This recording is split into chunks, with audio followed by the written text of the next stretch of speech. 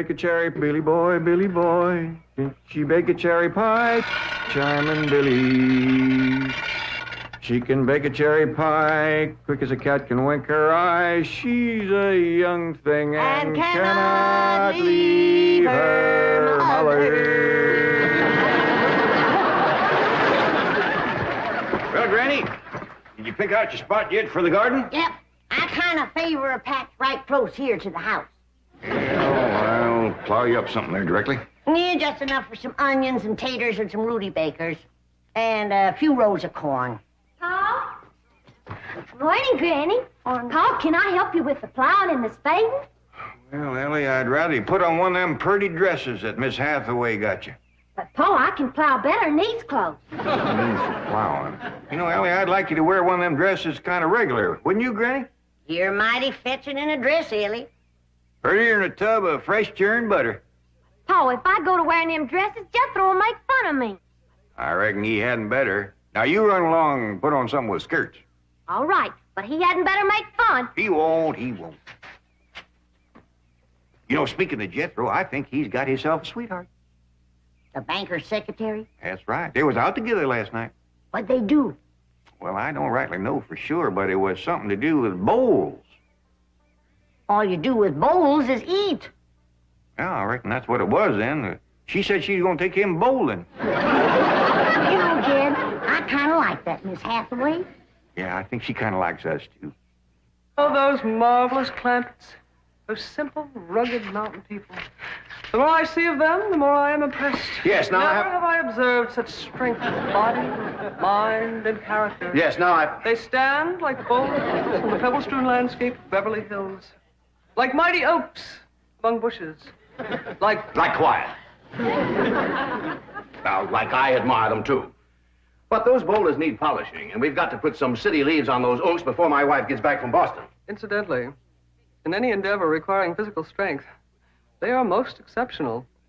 I took Jethro bowling last night. Here's the bill. $3,000.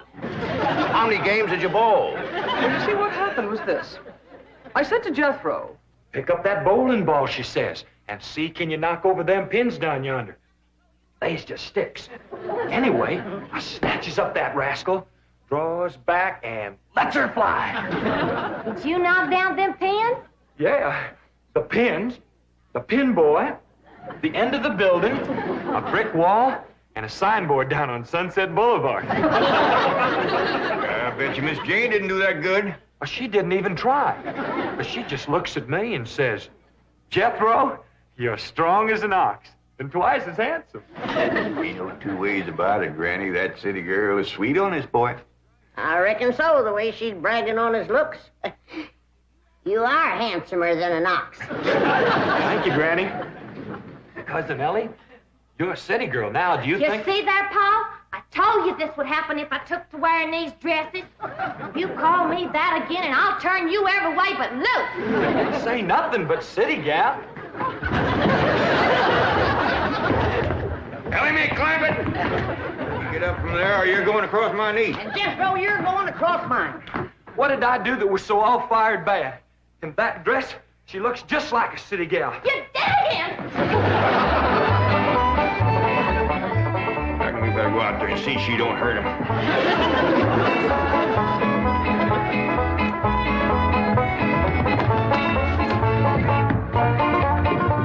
Elly May! Elly May! Elly May! Jethro, now that we living in a city, you got to learn to use the steps. you'll be happy to know that I'm making splendid progress with Elly May. She's turning into quite a lady. Fine. There's Jed, Granny, and Jethro we've got to work on. Clothes, manners, the works. What have you done about servants? That's a problem, Chief. They're basically opposed to the whole idea of able-bodied people letting others do their work for them. Well, that's a refreshing attitude. But we've got to get a skeleton staff in there somehow. A combination butler and valet with Jed and Jethro, who help them assemble a wardrobe, teach them how to... Ravenswood. Your butler? Oh, he's never been my butler. Came with my wife like an overweight dowry. Been in her family for years. And with Margaret in Boston, I can certainly spare him, plus her upstairs girl, Marie. I doubt if you can sell Mr. Clampett on the idea of servants. Get him on the phone. I'll make him think he's doing me a favor by taking him off my hands for a while. Right, Chief? She had not have thrown me down on my head like that. What if I'd have been carrying a frog in my hat? You ain't supposed to be wearing your hat in the house. Well, Granny, where's a fella gonna carry a frog? They jump out of your pockets. Hello? Oh, howdy there, Mr. Drysdale. Glad to have you back from Boston. Your missus come with you? Oh, that's too bad. I know her and Granny had hit it off like two sows in a mud waller. Yes, I'm sure they would. No recipes? No, my wife doesn't do much cooking. No, I doubt if she ever made grits and hog jowls. Well, how about mustard greens and possum belly? No fooling. Pone and squirrel shank? Boiled chicken hawk. Well, say, she don't do much cooking, does she? No. Well, the reason I called Mr. Clampett is I have a butler. Well, he really belongs to my wife's family, but he's been with us ever since we were married. And I was wondering if you'd let him come and stay with you for a while. You mean board with us? Well, I guess you could call it that. Who's gonna board with us? Just a minute. Some kin of Miss Drysdale named Butler. Why we be just... That's that no good fat rascal that wouldn't let Elly and me in to help Miss Drysdale when she was sobering out. Hello? Granny was talking at me, but she's done now. Oh, no, she ain't. Just a minute. Granny, let me hear the men out, and then we can talk it over. Yes, sir, Mr. Drysdale. I'm a-listening now. Well, in addition to Ravenswood, he's the butler, you can also have my wife's upstairs girl, Marie. Margaret may be away for some time, and I have absolutely no use for him. Well, I sure would like to oblige. Me and Granny will talk it over, and I'll call you. Oh, thank you. You'll be doing me a great favor. I was glad to help out when I can. Thank you again, Mr. Clampett, and goodbye.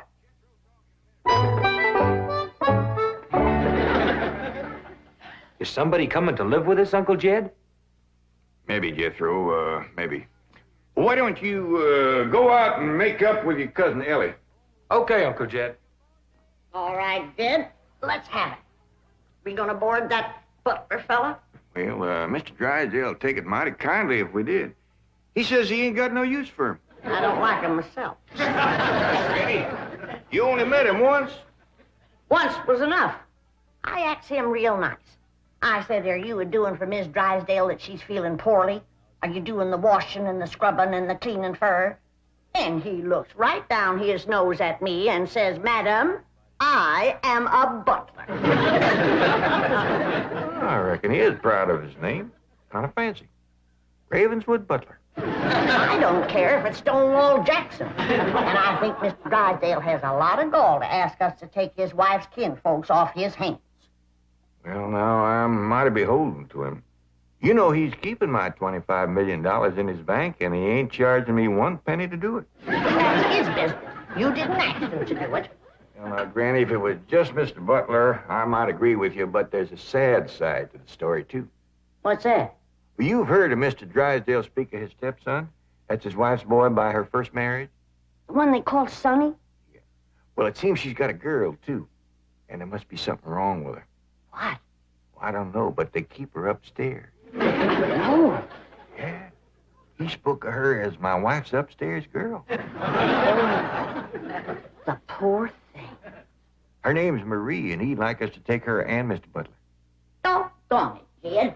We got enough to do to take care of this big place without... He didn't say what was ailing her, huh? Well, no, but if you ask me, they ain't eating right over there. No. You know what Mr. Drysdale told me? What? His wife ain't never cooked grits and hog jowl. Oh, go on. That's a fact. Nor mustard greens and possum belly. Nor pone and squirrel shank. Nor even boiled chicken hawk. Land of mercy. You can't hardly blame Mr. Butler for getting a mite cranky. Man don't eat right, he gets that way. Well, dear, I reckon it won't do no harm to take him in for a spell. Granny, for such a little woman, you got an awful big heart. Well, I feel sorry for the poor girl. But the first time that fancy pants Mr. Butler looks down his nose at me, I'm gonna chuck him in the cement pond.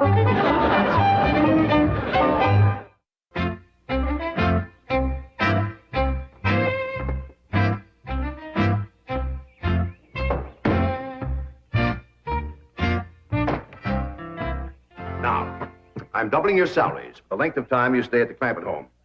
But if one word of this gets back to my wife in Boston, you're both out of work with no references. Actually, you will find the Clampetts to be basically fine people. All they need is a little polish. Polish? They need sandblasting.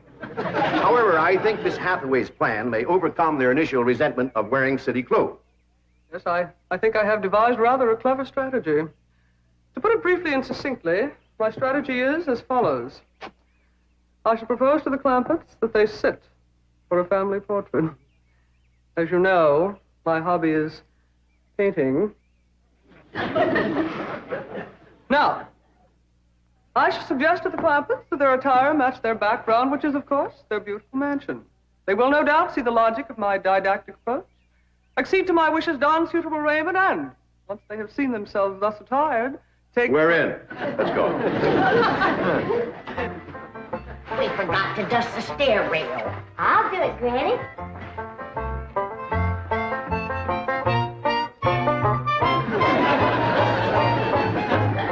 Thanks. Wearing boys' clothes does come in handy sometimes. Hi, Ginger Granny. I think we got her all spick and span for the company. They ain't a speck of dirt, no place. Can I go swimming now? Me too? As soon as we help Granny clean up the kitchen.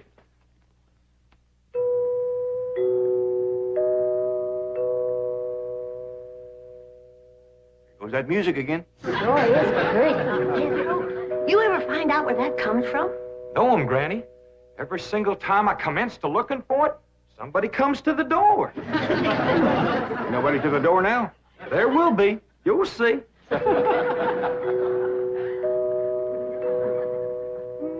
Doggies, that's nice. Let's all pitch in and see can we find it. You're wasting your time. I'm a-telling you, before you can find it, somebody will come to the door. There, you see? Happens every time. Now remember, Ravenswood, I'm counting on you. Don't fail me. You have my word, sir. I've been butler and valet since boyhood, as was my father before me and his father before him.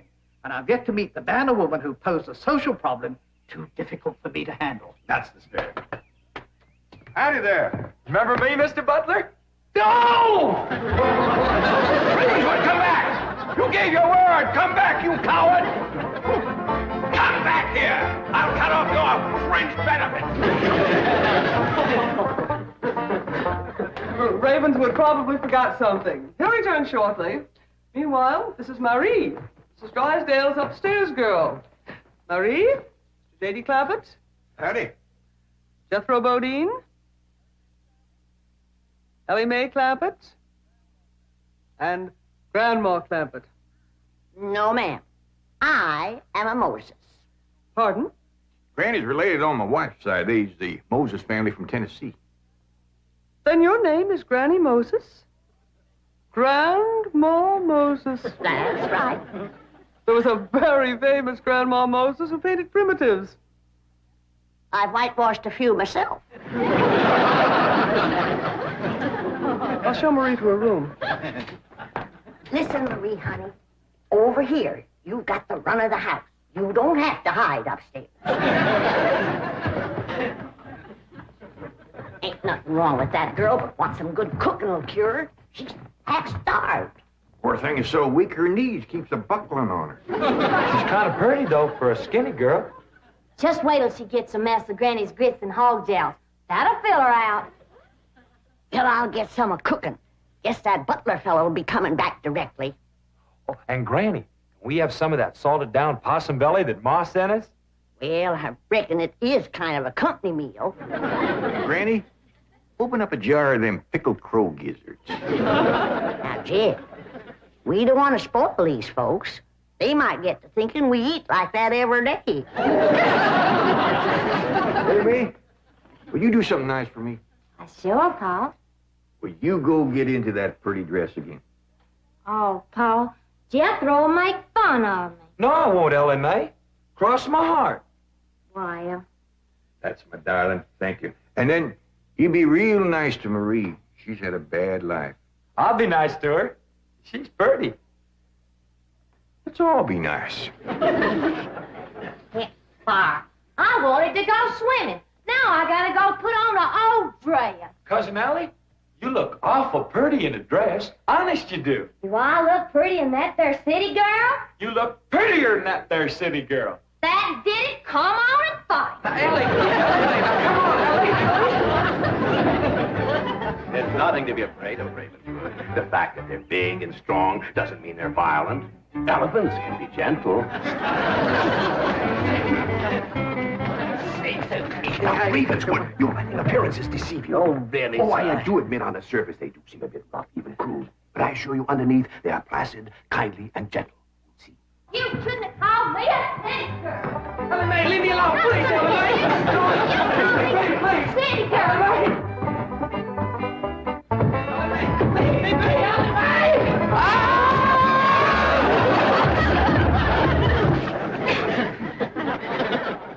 Mr. Butler, don't never say anything nice to that girl. She'll kill you. Come back here! Coward! Come back! You promised! I found her granny when Mr. Drysdale said he didn't have no use for Mr. Butler. He sure wasn't fooling. I just seen him cut through the brush chasing him with a stick. If Mr. Butler gets sassy with me, I'll chase him with more than a stick. Jan, Elly throwed me down on my head again. If she don't stop that, I'm gonna get a headache. Stop riling her, Jethro. But golly, all I said was she's pretty. That ain't no call to bust a fella's head. Pardon. Oh, howdy, Marie. Hi, Marie. Are you hungry, darling? No, madame. I'm whooping up something here that'll just set your mouth to watering. Put some strength in your limbs, too. Tell her what it is, Granny. A great big mess of grits and hog jowls. And salted down possum belly. Oh, pickled crow gizzards. How you like that? Don't tell me that child ain't hungry. Why, she's ready to drop in her tracks.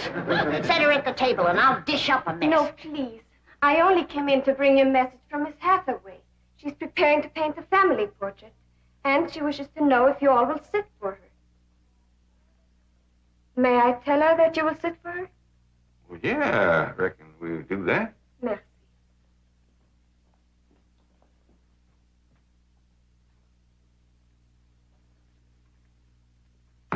Well, let's get at it.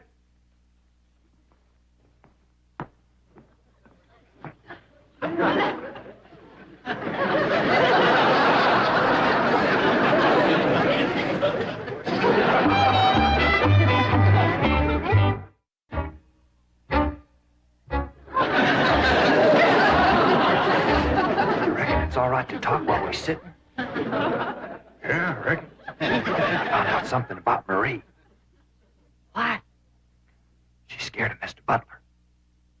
How'd you know? I asked her to go swimming with me, and she says he wouldn't allow it. What business is it of his? That's what I says. And she says he's a butler, and I'm just an upstairs girl. I got to do whatever he says. We'll see about this. Ah, dingies. Let's hit Mr. Drysdale, find him, and give him a whooping. Oh, catch him, Granny. Ellie, you go put a dress on like you promised. Uncle Jed, I'm going swimming. If I see him, I'll fetch him in. Don't go jumping in with your clothes on again. Oh, I won't, Uncle Jed. Miss Hathaway, she gave me a present last night.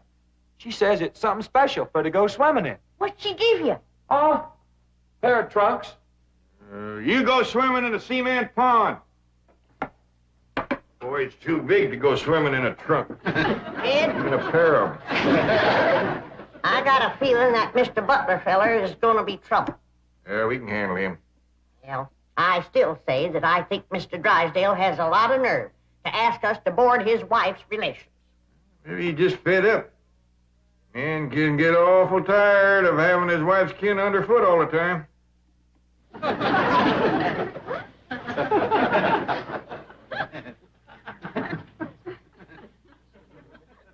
He told me that Butler fella had been living with them ever since they was married. I declare some in-laws latch on to free room and board like leeches. It takes a mule kick to jar 'em loose. You can't hardly blame Mr. Drysdale for trying to get shed of a critter like that.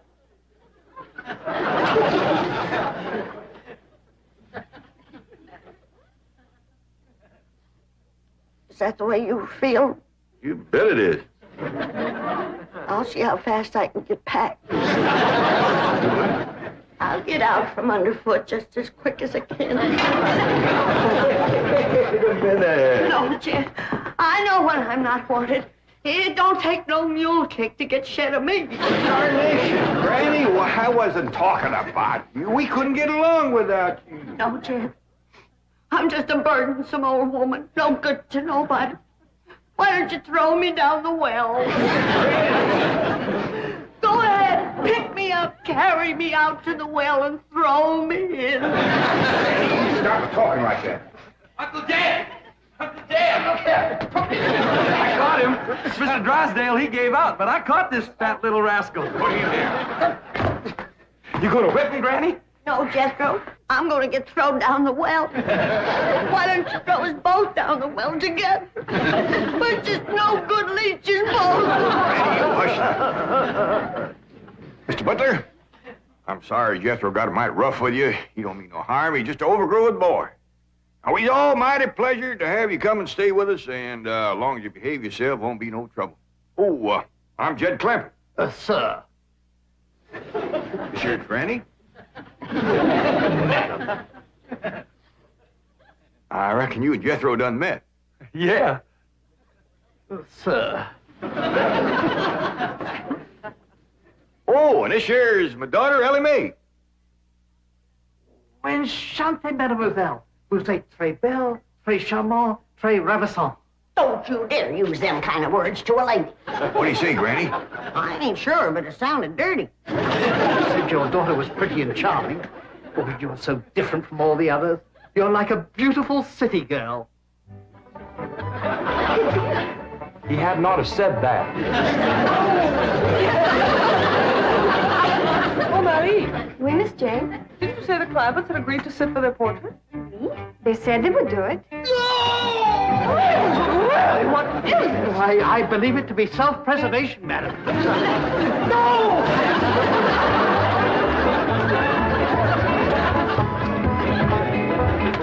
Don't take to the stairs, she'll catch you sure. I say now, let me go now, really. No! Sounds like Elly got him. Afraid so. Will somebody please tell me what is transpiring? Uncle Jed! Elly throwed him all right, but I caught him before he hit the floor. So here you are. Well, now, everything seems to be fine. You see, Ravenswood, didn't I tell you the Clampetts were kindly, gentle people? Yes, sir. Thank you, sir.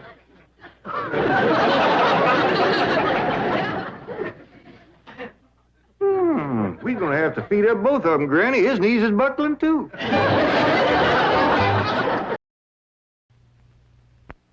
I shall call it Invictus. Ma'am? Invictus, you know. Or perhaps you don't. Thank whatever gods may be for your unconquerable soul. Henley. Yeah. Jethro.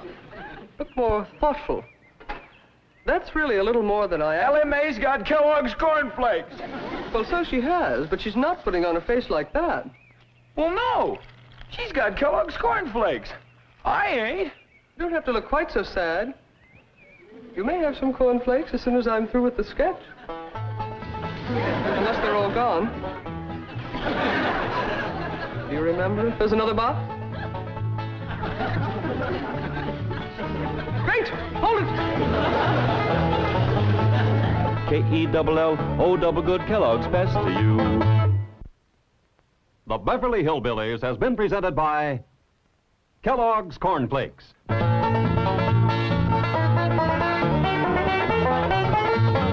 From Kellogg's of Battle Creek.